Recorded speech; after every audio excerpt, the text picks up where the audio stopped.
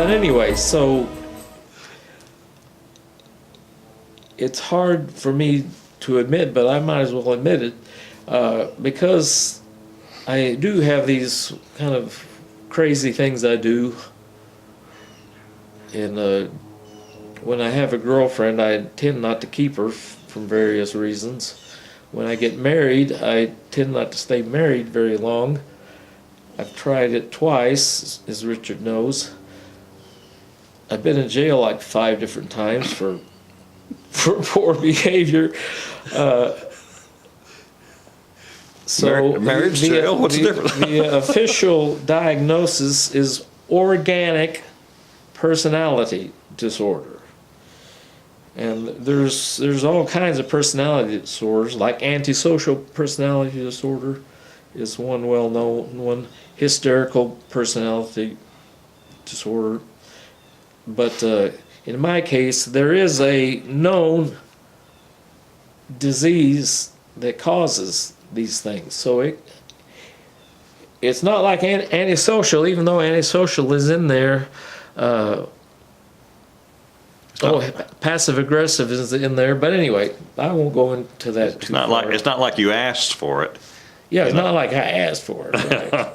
If I had been number 4 without the disease, I'd probably be a nuclear engineer or something right now. But anyways. What has this disease cost you financially? Well, the opportunity cost of not being a doctor, making $200,000 a year. That's millions. That's millions. Right. But and just now I'm not supposed to drive a car. I do a mile here or a mile there, but I don't drive any more than that. And so that's a big. Can anyone imagine not being able to driving? Yeah, but I'm not sure what financially. And just my bad judgment on the stock market. That caused me financially. And your medicine costs? Well, the medicine did cost, but fortunately George Bush Jr. got the Medicare or Drug Act, the Donut Act. So now my medicines aren't that expensive, maybe $100. Oh, and just the hospital co-pays are expensive. I remember you going to the drugstore the other day to buy some zinc. That was zinc is cheap. Okay. Now I believe in over-the-counter zinc, but a lot of people out there. There is a website that I answer questions on, and Rhonda answers questions on. It's kind of self-help yourself with Wilson's Disease Association.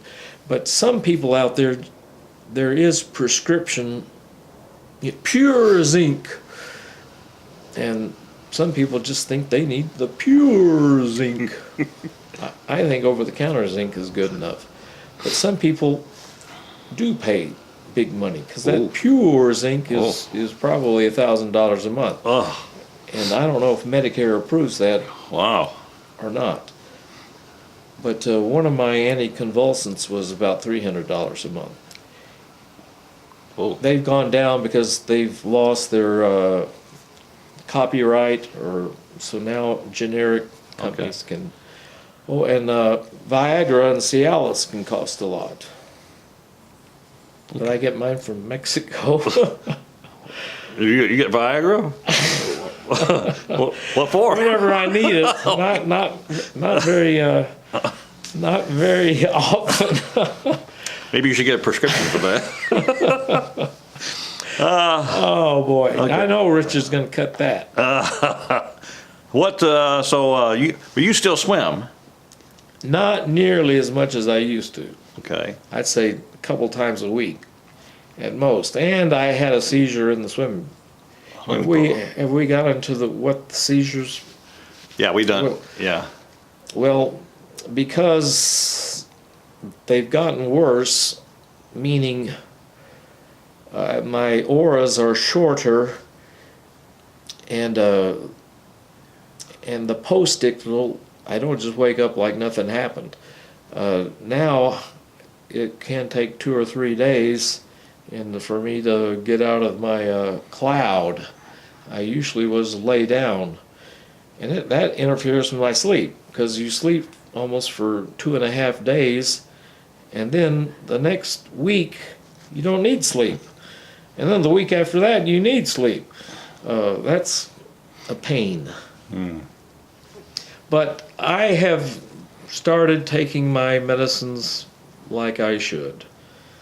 But typically what can happen is you go without a seizure for 6 months. And You think you're cured. You just think, hey, I don't need this. And then bam. And I don't know if I've talked about, how's Wilson's disease? Oh, we got another question here. Okay. What was it? Well, what can happen to the people who have been diagnosed is they think they're better by taking the zinc, or there's a couple other older medicines that I don't know if I'm going to have an opportunity to talk about. Am I going to have a... Well, go ahead. If you want to, go ahead. Well, the first medicine I think was found to be useful was back in the 1950s. Before the 1950s, you were going to be dead of liver cirrhosis. But there was a doctor, I think Balzac, I could be wrong, at Yale that found this. I could be wrong about this, folks. And I can't even remember the name of the drug, but it doesn't matter. It's not used now. But then another couple of doctors that I personally were my doctors in New York City came up with, they call it penicillamine. And don't ask me exactly how they found it. It is just the stereoisomer of penicillin. And that means it's just backwards. It's the penicillin molecule that might be like that, so it makes it like that. And don't ask me why that works, but it just works. It chelates, it binds the copper that's in your bloodstream, and then it'll take it out in your urine. And it takes a while for people to get their high body copper kind of helped. It's not going to cure. It might stop what's happening currently, the last couple of months of damage. It might stop that. And so the extra copper will go out your urine, but you got to take it every day. And there's another drug, it's called triantine, and I don't know much about that. I was in a experimental trial of taking the triantine to see if it worked. And a lot of Wilson's patients might be in these studies. We will volunteer our life for some of this stuff. But it's usually the more educated people like me that are aware of what's happening. But in my case, they stopped the triantine because it wasn't working. And I was in the lower dosage trial of it. But that was probably the most recent drug. Penicillamine I took probably for 20 years. And I think my friend Jay Hendricks said, Kurt, I've read about zinc helping Wilson's patients. And then I checked into it, and sure enough, plain old zinc, in extra amounts, mind you, it will have that competition in the gut, and here's the copper trying to get in, but all this extra zinc trying to get in, it just blocks the copper from getting in.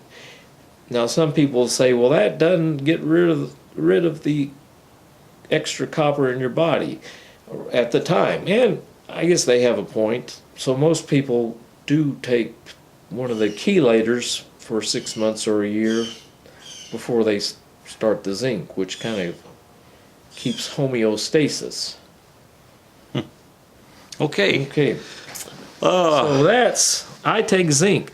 But what people will do, unfortunately, they will say, hey, I'm better. I don't need the zinc, or I don't need the penicillamine. I feel good. I feel good. And they quit taking it. They quit taking it. Or they're just kind of sporadic. And then what? They have to be committed to taking it every day. If they go on a trip and they forget it for 2 weeks, they better find it. Because, each day it'll do just a little bit more damage. You'll absorb a little bit more copper than you should. Now, you probably can get away with 1 day, but don't get away with a week, every other week. But these people who were diagnosed and were started treatment, their liver will get cirrhotic, and they will need a liver transplant. But usually, the transplant centers don't do a transplant on people that are known to be non-compliant. Oh, okay. That's just a rule. When livers are hard to come by. Yeah. Now, if you're a millionaire, you can probably do it. Oh, and another thing we're not supposed to do is drink alcohol, because that will just kind of speed up the liver cirrhosis. And I might have 1 beer every month, but if you start drinking every day, that's bad, and you'll probably die of liver cirrhosis a lot quicker than you would if you didn't have Wilson's disease. And I've known a doctor, a surgeon where I went to medical school, who had it, and he died probably from drinking too much. Every time I saw him at a party, he was drinking, and he was drunk, probably. But and high copper foods. We're supposed to avoid high copper foods. No and peanuts. That means, yeah, I like peanuts. I like cashew nuts, and I will cheat myself.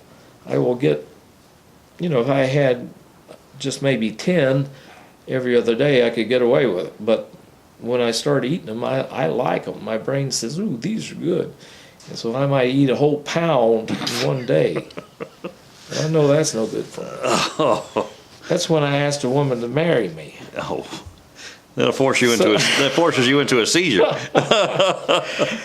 But so the high copper foods, lobster, crab, crustaceans, I don't really have a problem with that. So you enjoy your life today? Today I do. It's mainly because I've had cost of living adjustments in my disability, 5% every year. And let me put in a plug for the company. I think it used to be Guardian, but now I do believe it's called Sun Life. And they give a lot of disability insurance to professionals. And they gave it to me right away, which was good. No red tape. No red tape. No bureaucracy. No bureaucracy. What do you know? But I've had cost of living adjustments every year, and because of that, that helps. Oh yeah, it helps. 5% every year, it will eventually go up exponentially. Oh. And I'm going to have it goes up to my official retirement time, which would be 66 and a half. So it started at 40, and it went up to 66 and a half. Or it's going to. I've got another 5 years worth. Oh, and that reminds me, I was going to tell you another funny story, which was good. Okay. It turned out to be good. Well, let's hear it. I won't go into every detail. I'm kind of scared of telling this story, but I guess I will. Please, Lord, help me. Okay. So I signed a contract to sell a house, my house, and I didn't know what that meant. So the realtor says, you got to sell this house, and you have 2 weeks to get out, because they want to buy it. And I'm going, what are you talking about? What are you talking about? So I had 2 weeks to find a house for me to move into. And I had 2 weeks. So I was in a hurry. I wanted to stay in Nacogdoches, and I found this house, nice house, Richard's seen it, with 50 acres. And so I needed to get that done within about 2 weeks because I had all my furniture and books and paintings, and you guys know how that is, I'm sure. But so I put it in this house. I won't go into the exact money, the amounts, but I decided I want that house. And I went to the bank to get a loan, and I think it was too quick. It was going to be too fast for the bank to do it, to make the, I'm selling this and buying this, and let me give you a new mortgage. They were about the same price of houses and land. But I had all these credit cards, probably 5 or 6 of them, and they would give you a cash advance to pay off another credit card. And they wouldn't charge interest because they wanted to they knew that they would have you, in a month or two, paying 20%. They're 20%. So I used about 5 different credit cards, just getting a cash advance on about 5 or 6 ones. And I had high credit limits on most of them. And so I got the money along with some of the cash that I had on hand, but I used credit cards to buy buy a house. and I was trying to keep the minimum amount paid off, and I was keeping the minimum amount of a credit card. Then you started getting phone calls, right? Well, they said I was a day late on one of them, which I wasn't. That's BS. But yeah, one of them said I was a day late, and so they were going to jack the interest up to 20% or something, and that would have been the end of my scheme of paying minimum rates on about 5 different credit cards. And so, I was angry, I was aggravated. I tried talking to these people, but I went to a bankruptcy attorney. And this bankruptcy attorney just kind of giggled. He laughed. He thought it was funny. He said, these credit cards are unsecured loans. And that unsecured means they don't have a car to come take or a house to come take. That's a secured loan. And so he said, these people can't come after you. They have no right to take anything from you. They might make phone calls, but basically I had a house was probably about, at least half paid for with credit cards. But I had full title to that house. I didn't have a mortgage. Now that's good, obviously. Then you don't have to worry about interest. And so. Now somehow with this credit card debt you had, I know one time you told me that you said, "Hey, I'm disabled." Oh, right. Yeah, these credit cards, I think they all have. They might not, but I think most of them will have in the fine print, if you become disabled, the amount that you owe them is forgiven. I do believe that's on most credit cards. And did that help you? Well, I just kind of had to be adamant that I was disabled. I had to talk to them, 5 or 6 times and send them a doctor letter that I had Wilson's disease. And, they'd call me, and most of them forgave me. And one big loan they just reduced from $100,000 to about $40,000. If I paid the $40,000, they'd forgive all of it. So, Oh, wow. so I paid that one Gladly. monthly. Well, that worked out pretty good for you. Getting a house in 50 acres. Yeah. So after that happened, I never had to pay make a mortgage on any house that I bought. I was able just to sell the house that I owned and buy my next house under or at the amount, mind you, that the house that I already had was. And believe me, when you get a whole house and you don't have mortgage and interest and compound interest, you can pay a lot more. The ongoing consequences. Okay. Oh, well, I didn't finish the Wilson's disease. In addition to the brain and liver, those are the main organs. It also affects the kidneys. You get kind of premature kidney failure as well as kidney stones. And I've had at least 2 big kidney stones. And they've got pretty modern treatment to get them these days. I've still got another kidney stone that they're going to have to get right now as we speak. It's a big one, so it's too big to come down the ureter. They're going to have to go get it. But it might break apart naturally. Man, then it would be painful. Yeah, they're going to have to go get it. And it doesn't really get the liver, it doesn't get the lungs, it doesn't get the heart, but it gets the connective tissue. So I have premature joint disease of the degenerative joint disease. My joints are probably at 60, you're probably like an 80-year-old. They tell me I need 2 new knees, and I probably need 2 new hips. So if I walk too much, my knees and hips start hurting. And what else? That's the main things I can think of. But that's pretty bad. Yes. Any of that. One of those. So I just don't walk much. I swim. Yeah. And I can do the weights easy enough. You keep yourself in better shape than most people our age, you know. I just don't eat, man.